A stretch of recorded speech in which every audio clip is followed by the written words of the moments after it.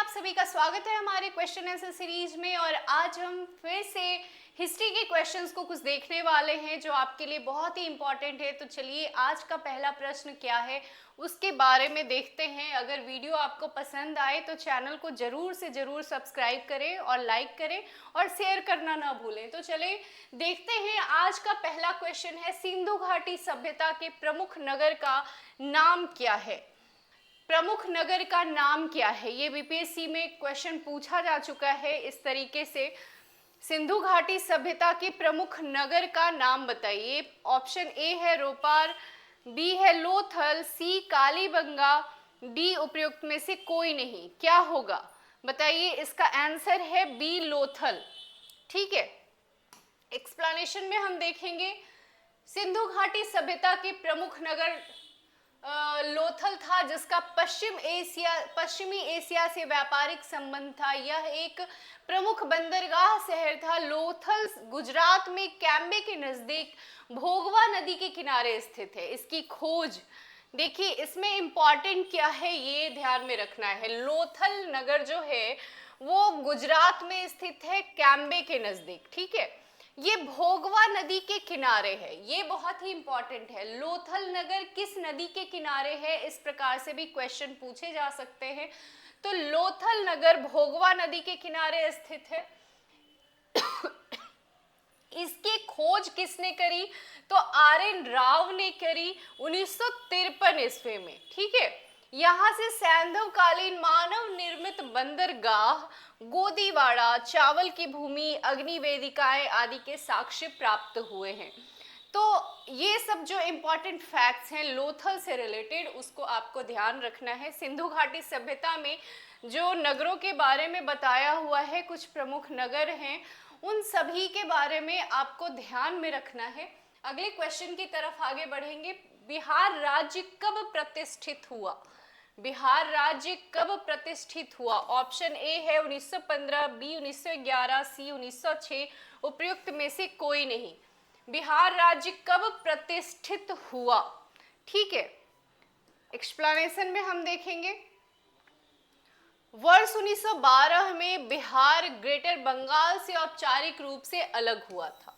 ठीक है, बिहार बंगाल से औपचारिक रूप से अलग हुआ 1912 में, किंतु इसकी शुरुआत 12 दिसंबर 1911 को किंग जॉर्ज पंचम द्वारा दिल्ली दरबार में घोषणा से हुई थी। घोषणा हो गई थी 1911 में, लेकिन 12 में औपचारिक रूप से अलग हो गया। तत्कालीन वायसराय लॉर्ड हार्डिंग ने भारत सरकार अधिनियम 1912 के माध्यम से बिहार और उड़ीसा प्रांत के निर्माण के संबंध में अंतिम औपचारिक घोषणा की। यह घोषणा 22 मार्च 1912 को की गई थी।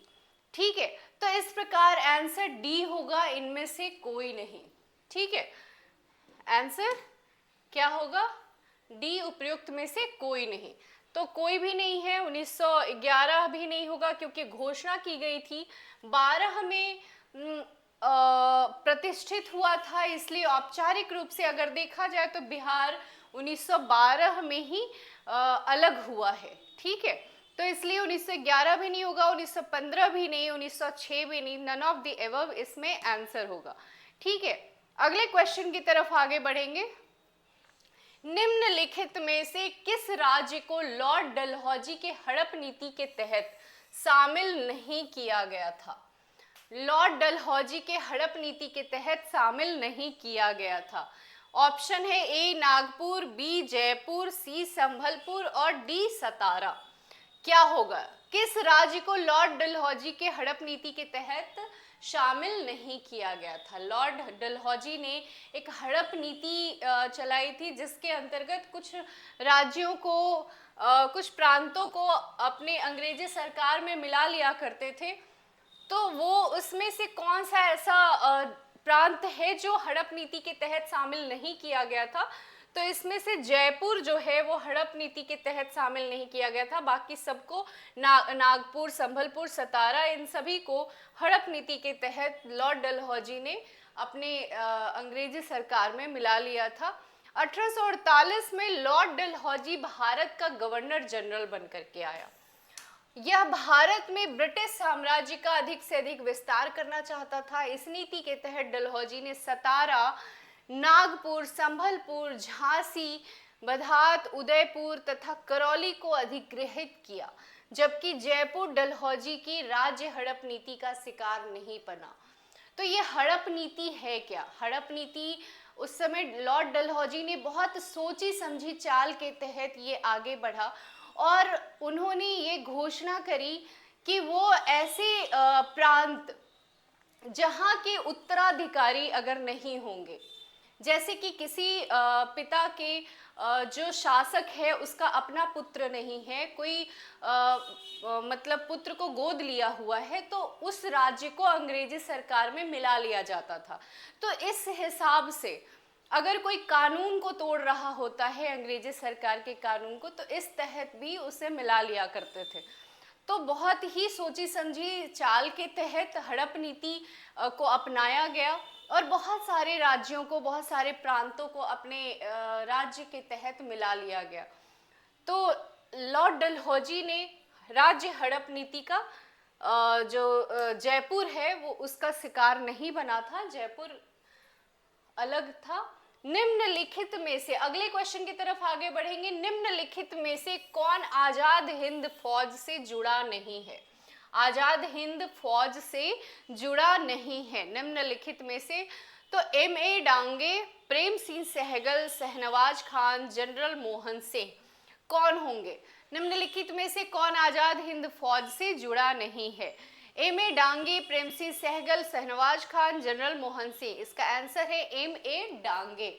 ठीक है, एक्सप्लेनेशन में हम देखेंगे, श्रीपाद अमृत डांगे भारतीय कम्युनिस्ट आंदोलन में अपनी भागीदारी के अलावा भारत में ट्रेड यूनियन आंदोलन के प्रमुख प्रणेता थे। लोकमान्य तिलक और महात्मा गांधी के शिष्य के रूप में ये भारतीय स्वतंत्रता आंदोलन के प्रमुख व्यक्तित्व रहे तथा 13 वर्ष तक जेल में रहे। परंतु M.A. डांगे आजाद हिंद फौज से जुड़े नहीं थे, जबकि कैप्टन प्रेम सहगल, शहनवाज खान एवं जनरल मोहन सिंह INA के प्रमुख सिपाही थे। ठीक है, तो इसलिए ऑप्शन ए सही है। अब अगले क्वेश्चन की तरफ आगे बढ़ेंगे। झांसी के पास देवगढ़ का मंदिर, इलाहाबाद के पास गढ़वा मंदिर में बनी मूर्तियां किस कला के महत्वपूर्ण अवशेष हैं? झांसी के पास देवगढ़ का मंदिर और इलाहाबाद के पास गढ़वा मंदिर में बनी मूर्तियां किस कला के महत्वपूर्ण अवशेष हैं? राष्ट्रकूट, आर्ट, गुप्त कला, मौर्य कला, उपयुक्त में से कोई नहीं। क्या होंगे? ये गुप्त कला से बनी मूर्तियां हैं। ठीक है, कि गुप्त कला के महत्वपूर्ण अवशेष हैं। इसके एक्सप्लेनेशन में देखेंगे, झांसी के पास देवगढ़ का मंदिर और इलाहाबाद के पास गढ़वा मंदिर में बनी मूर्तियां गुप्त कला के महत्वपूर्ण अवशेष हैं। अगले क्वेश्चन की तरफ आगे बढ़ेंगे। निम्नलिखित में से किस सूफी सिलसिले की स्थापना बिहार में हुई थी? ऑप्शन ए है कादरिया, फिर बी है फिरदौसिया, सी कलंदर और डी कुबरिया। क्या होगा? निम्नलिखित में से किस सूफी सिलसिले की स्थापना बिहार में हुई थी? ठीक है, इसका आंसर क्या होगा? किस सूफी सिलसिले की स्थापना बिहार में हुई थी? कादरिया, फिरदौसिया, कलंदर, कुबरिया। इसका आंसर है बी फिरदौसिया। एक्सप्लेनेशन में हम देखेंगे, फिरदौसी सिलसिला जो सुहरावर्दी सिलसिले की एक शाखा था, की स्थापना 14वीं शताब्दी में बिहार के राजगीर में हुई थी। भारत में सिलसिले के सर्वप्रथम सूफी शेख सरफुदिया याहिया मनेरी थे, सरफुद्दीन याहिया मनेरी थे। ठीक है, अगले क्वेश्चन की तरफ आगे बढ़ेंगे। चन्हूदड़ो हड़प्पा संस्कृति से संबंधित एक स्थल है जो स्थित है सिंध में, पंजाब में, गुजरात में, बहावलपुर में। क्या होगा? चन्हूदड़ो हड़प्पा संस्कृति से संबंधित एक स्थल है जो स्थित है सिंध में, पंजाब में, गुजरात में, बहावलपुर में। ठीक है, चन्हूदड़ो कहाँ, किस स्थल से संबंधित है? सिंध में। तो ये इसका आंसर होगा, सिंध में स्थित है चन्हूदड़ो। इसके एक्सप्लेनेशन में हम देखेंगे, चन्हूदड़ो वर्तमान में पाकिस्तान के सिंध प्रांत में स्थित है। यह सिंधु नदी के बाएं तट पर स्थित है। इसकी खोज 1934 में अर्नेस्ट मैके एनजी मजुमदार ने की।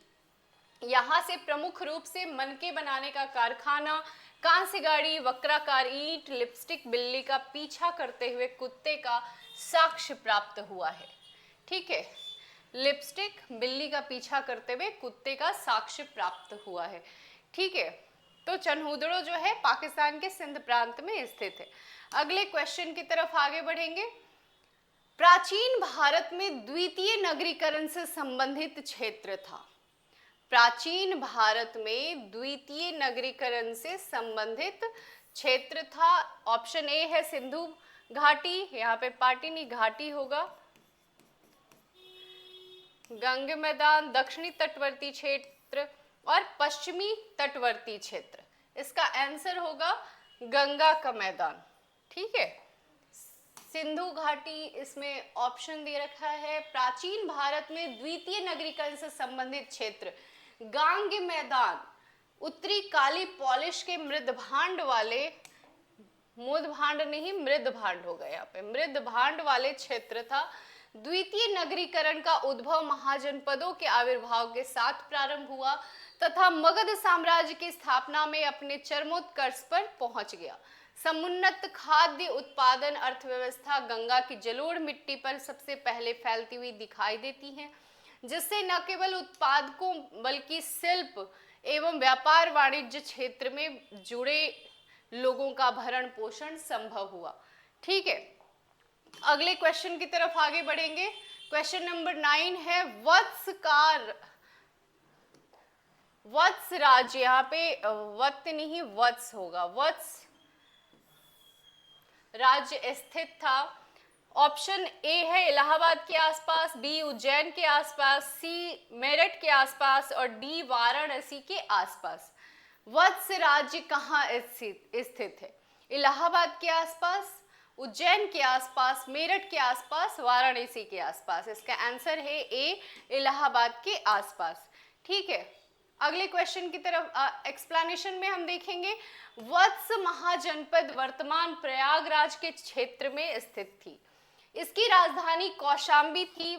बुद्ध काल में यहाँ पौर वंश का शासन था, जिसका प्रसिद्ध शासक उदयन था।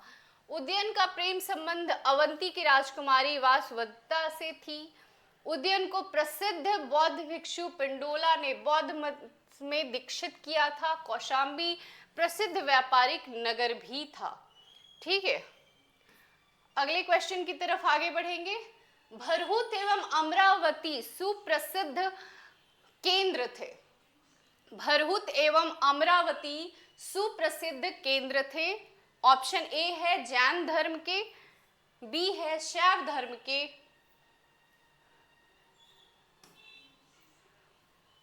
भरहुत एवं अमरावती सुप्रसिद्ध केंद्र थे। ए जैन धर्म के, बी शैव मत के, सी बौद्ध धर्म के और डी भागवत धर्म के।